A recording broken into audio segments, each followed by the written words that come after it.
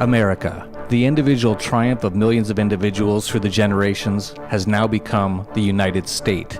And like any fascist or communist dictatorship, lies have increased as freedom has decreased.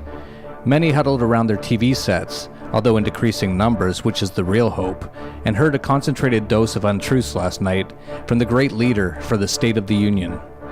I didn't watch. Politicians make me sick to my stomach, and the sight of an entire throng of welfare recipients, Congress, cheering for minutes on end for a man who has never held a real job in his life as he reads from his teleprompter is too much of a chore. I did skim the speech, however, and it was full of the usual lies and collectivist rhetoric. Here are just a few dandies. Our unique strengths as a nation, our optimism and work ethic, our spirit of discovery, our diversity, our commitment to rule of law. These things give us everything we need to ensure prosperity and security for generations to come. In fact, it's in that spirit that we have made progress these past 7 years. That's how we recovered from the worst economic crisis in generations. I'll ignore the comments on how people who live in the geographical tax region known as the US are unique in all manner of things, including optimism, which they are really going to need, and focus on some of these false facts. By almost any metric, there has been no recovery. Certain charts have risen dramatically in the last 7 years, however.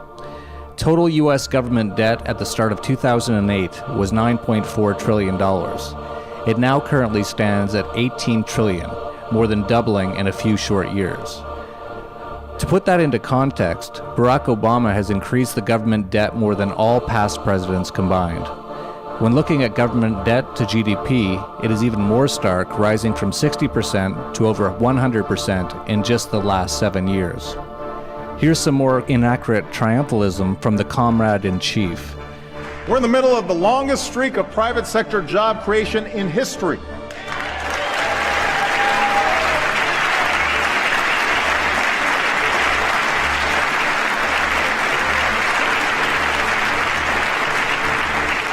More than 14 million new jobs, the strongest 2 years of job growth since the 1990s, an unemployment rate cut in half. Our auto industry just had its best year ever.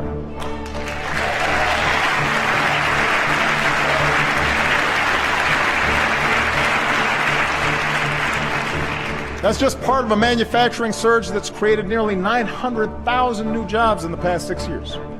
And we've done all this while cutting our deficits by almost 3/4.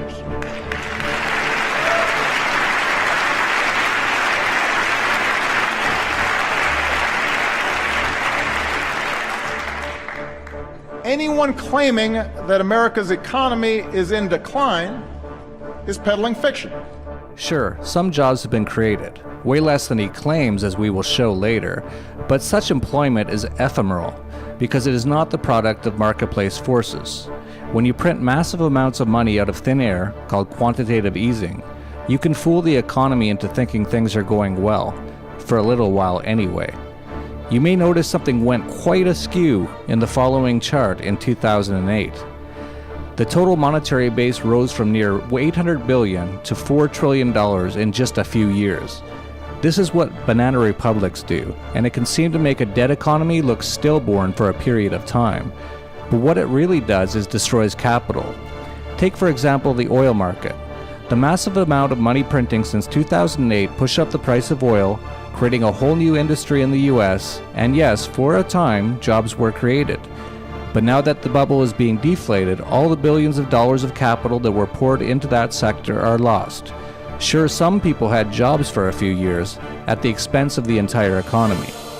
But even if you take Obama's 14 million new jobs number and divide it by the $9 trillion in government debt that has been added, it means that it cost about $640,000 for every job created, and it hollowed out the capital base of the economy. Well done, Obama. And that's assuming that 14 million jobs were temporarily created, which is a stretch. The US government has learned how to take the unemployment out of the employment numbers over the last few decades. In 1994, the way unemployment was calculated was changed dramatically to take out long-term, discouraged, unemployed people out of the employment numbers. If that wasn't changed, here's what that number would look like today, the blue line in the following chart. A much better stat for gauging employment in the US is the labor force participation rate. According to that stat, unemployment as a percentage of the population hasn't been this bad since the 1970s. Obama maintains, anyone claiming that America's economy is in decline is peddling fiction. Look at those numbers above and you decide who is peddling fiction. He also went on to say, food stamp recipients didn't cause the financial crisis. Recklessness on Wall Street did. Actually, the Federal Reserve System caused the financial crisis.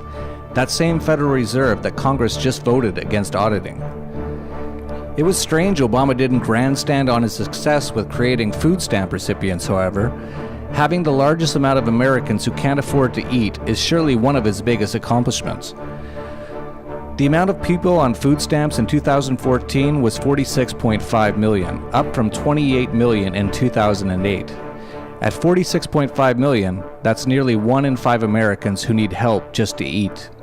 Obama has been successful at creating welfare recipients, hiding unemployment, and going into massive amounts of debt. But apparently the markets don't see things quite as rosily as Obama, and for very good reason. Today the Dow closed down 364 points and is now down 1,500 points since just the start of the year. Our analysis of the economy has had us heavily short the market, and so far it has been a great year. Just in the last week alone, one of the put options recommended to subscribers was up over 100%. When it comes to advice on the markets, you can listen to Obama or listen to us. We think we have a much better take on reality and continue to prove it. Remember, rates rise for our newsletter on February 1st, so if you'd like to lock in our current rates and position yourself for profitable advice for 2016, you can do so by going to dollarvigilante.com/subscribe. You'll also want to consider attending our upcoming conferences. Consider joining us in sunny Acapulco at our Internationalization and Investment Summit with numerous experts on international diversification, and stay on for the 3-day Anarchapulco conference as well. The Royal Bank of Scotland, who warned of a crisis prior to the 2008 collapse, just warned this week that 2016 will be cataclysmic. We agree with them, and I have already said that 2016 would be a bloodbath in the markets. So far, we're already right. And if we continue to be right, things will get far worse before they get better. By subscribing now and or attending our conference, you'll be prepared to profit and survive 2016, while those who listen to Obama lose their shirts.